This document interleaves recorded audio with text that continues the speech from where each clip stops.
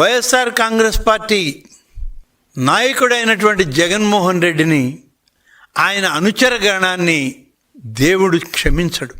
కలియుగ దైవమైనటువంటి శ్రీ వెంకటేశ్వర స్వామి సన్నిధిలో నువ్వు వైకుంఠం పైనే విషం జిమ్మేటువంటి పరిస్థితులు.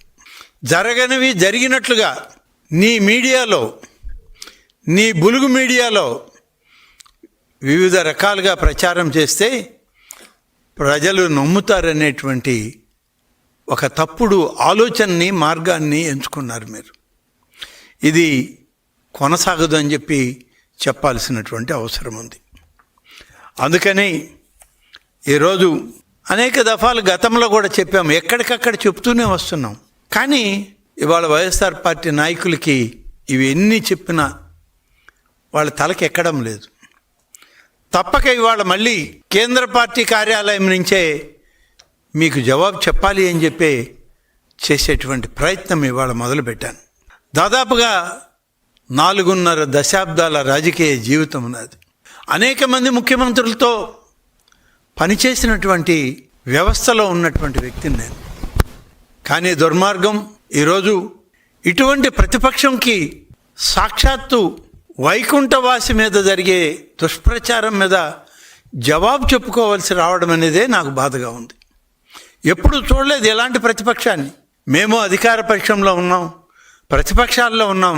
కానీ నిరంతరం 5.5 కోట్ల ఆంధ్రులను పూజించేటువంటి దైవం మీద ఇవాళ ప్రతిపక్షాలు చేసే ఆరోపణలకి సమాధానం చెప్పాల్సిన పరిస్థితి.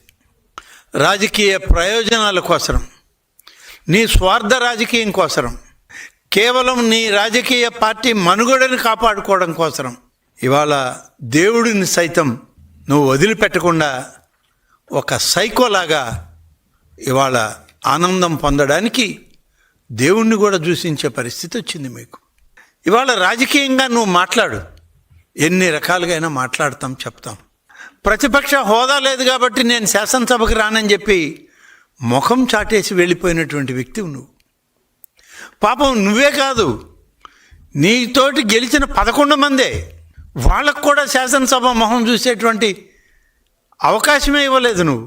11 మంది శాసనసభ్యులు, అందులో సగానికి సగం పైగా ఇవాళ సెంట్రల్ జైళ్లలో మగ్గిపోతున్నారు వాళ్ళు. నీ గత పాపాలకి ఇవాళ వాళ్లే నిదర్శనం.